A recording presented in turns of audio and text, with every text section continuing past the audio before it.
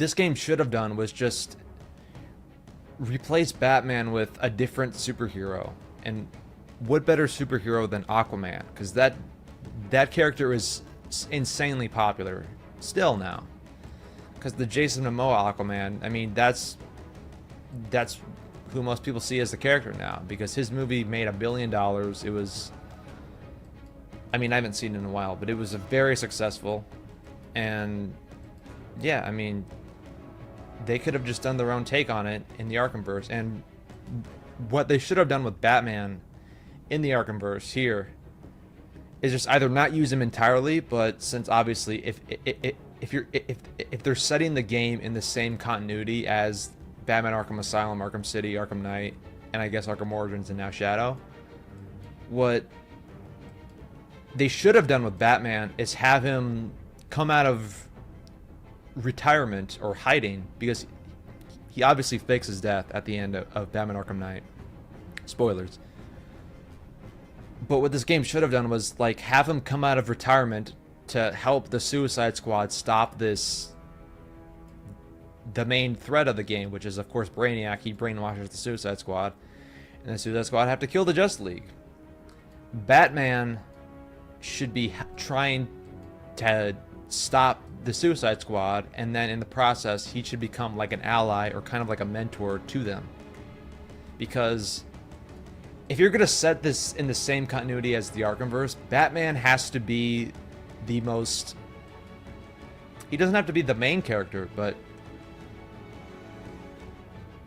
he has to be treated like how he was in the previous games. He has to be the badass, the ultimate human badass, and spoiler alert, he's not in this game. I mean, they just... Harley Quinn here, this crazy psychopath, just shoots him like a dog. Puts him down like Old Yeller, and it's sad to see. I'm not looking forward to getting back to that scene as I replay the game here, but yeah, what they should have done was have Batman come out of retirement to help the Suicide Squad stop the brainwashed Justice League, and then in the process, at the game's end, Batman is now no longer a guy who faked his death. People know he faked his death and that he's Bruce Wayne now. So this game should have ended with Batman. He should join the Justice League at the end of this game. And he only does that by way of the Brainiac invasion and by way of working with the Suicide Squad and acting as a mentor to them, which proves to Batman, okay, I can work as a team, even if it's just this team of Suicide Squad losers. If I can work with them, I can work with Superman and Wonder Woman and Green Lantern and the Flash and Aquaman. So that's what this game should have done with Batman. Made him the mentor figure to the Suicide Squad, and then end with him joining the Justice League. In that it does kind of still retcon the ending of Batman Arkham Knight where you know he fakes his death to protect his family and stuff like that. But like, I would say that the Brainiac invasion and brainwashing the Justice League, that's a big enough threat for Batman to go, okay, I need to stop laying low in the Batcave, you know, just monitoring the city and, you know, just training my allies. I need to like, and I suppose occasionally becoming the Demon Bat, as they call him in this game. Batman, he'd be like, okay, I need to come back, because if I don't, the world is gonna get killed by Brainiac and the Justice League. So Batman should be around helping the Suicide Squad, and it should be like this huge reveal in the game, like halfway through the game, that holy shit, Batman he's alive, and he's like, yeah, the Suicide Squad, I gotta help y'all out, because you're apparently the world's last chance, and you know, this threat is so dire and so desperate that I need to come out of retirement to help you guys stop this. Like, screw my whole big Nightfall Protocol plan. I gotta help y'all, because if I don't, then everything we know is gonna be destroyed. And I think if this game was about that, then like there would be no need to do the stupid multiverse crap.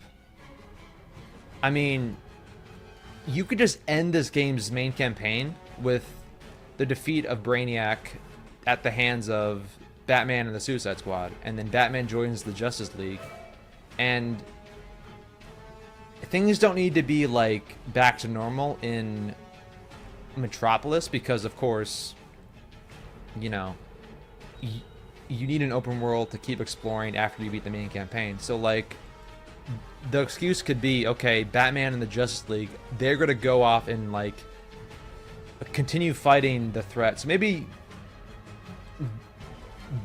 this game doesn't have to kill Brainiac off, but, like, the Suicide Squad have to get him away from Earth so the Justice League can go take him down with Batman now as their ally. And so, with that, the Suicide Squad, they are left to hold the fort in Metropolis, which can still be being ravaged by Brainiac's, you know, his minions and shit.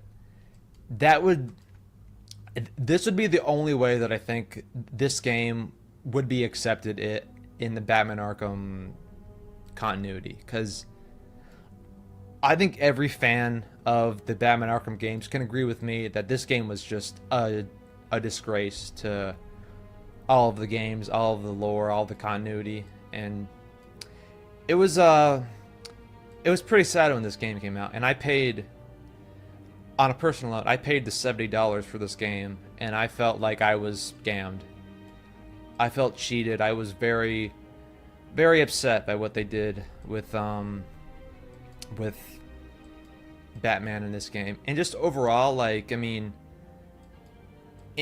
in a general sense, I'm gonna probably change my opinion on this as I do a second playthrough of the game. But like, I really wasn't too impressed with the overall gameplay of Suicide Squad, because it's like a literal video game panic attack that's happening to you.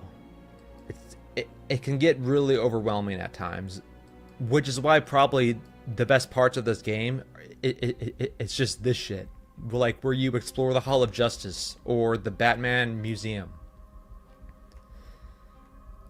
I mean, yeah.